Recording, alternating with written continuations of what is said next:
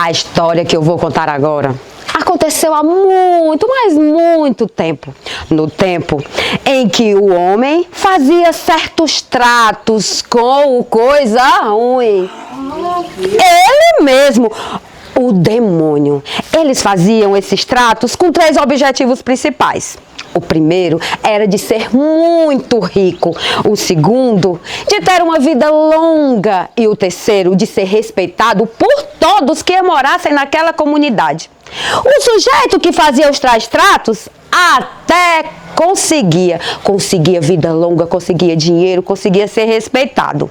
Mas na hora de partir dessa pra melhor, aí era que acontecia algumas coisas. E essa história que eu vou contar é sobre isso. Dizem que morava numa cidadezinha pequena, num vilarejo, um pequeno fazendeiro. Ele tinha apenas umas galinhas, uma vaquinha magra e umas pouquíssimas tarefas de terra. Mas do dia pra noite, ele duplicou, triplicou, quadriplicou, quintuplicou aquelas coisas que ele tinha. E o homem ficou muitíssimo rico.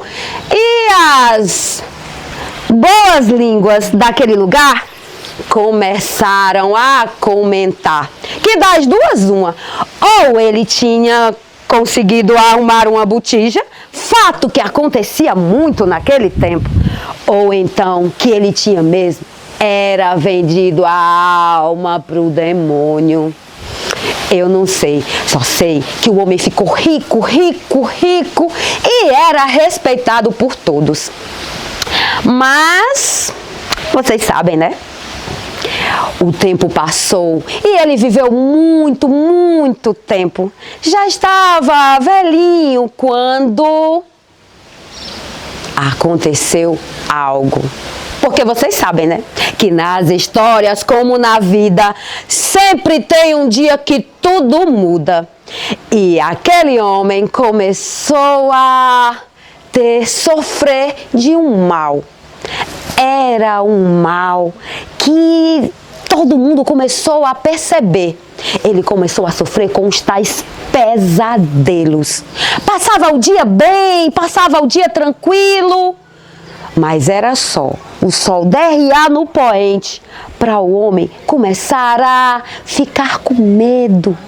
É que toda vez que ele dormia, ele tinha os tais pesadelos. E dava uns gritos, falava umas coisas que ninguém entendia. Todos que moravam naquela grande fazenda ouviam aqueles gritos de: tire eles daqui! Não deixes que eles me levem! Mas ninguém via nada. Já estavam começando a comentar que o homem estava tendo alucinação. Pois é, o homem passou a ter medo de dormir. Mas o sono ninguém controla. Então ele sempre tinha que dormir. Teve uma dessas noites em que o homem estava dormindo e lá para as tantas da noite, ele deu um grito que foi um grito horrendo. E todos daquela fazenda escutaram o grito gelando de medo. Ficaram com o sangue todinho gelado. E depois desse grito, o homem morreu? O homem morreu. E os poucos corajosos que ficaram naquele lugar foram preparar o corpo para aquele momento. O momento que vocês sabem, do velório. E durante o velório,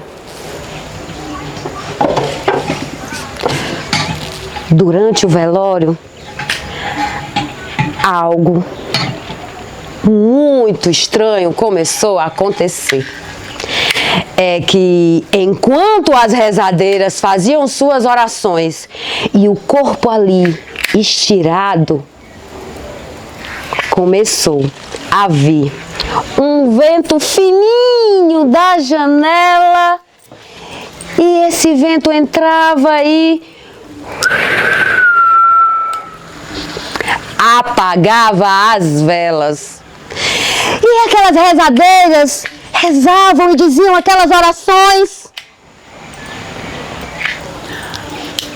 Repouso eterno dai-lhe, Senhor, A luz perpétua e o resplendor.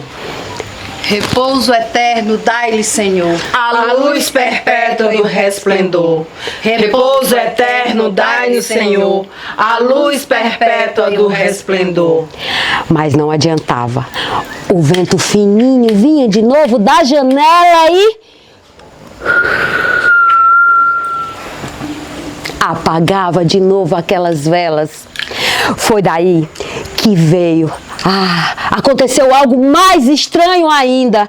Veio um vento muito, mas muito forte e tapou a tampa do caixão que estava ali na sala.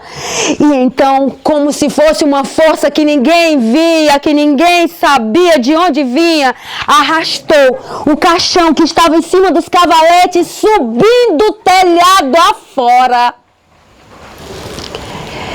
Dizem que no outro dia o corpo daquele homem foi encontrado espetado nos galhos de uma árvore seca.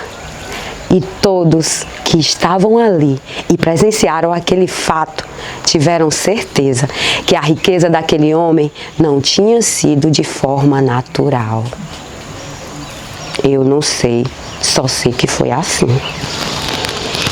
Ave Maria Conceição, que história tenebrosa. Olha, tô toda arrepiada. Toda. Mulher, senta pra tomar uma água. Eu preciso. Porque essa história, eu acho que eu vou contar é outra. Porque já contou história de assombração, de festejo, mas tem uma coisa. Se tem uma coisa nesses terreiros que eu andei, nessas andanças que a gente fez, é encontrar mestre.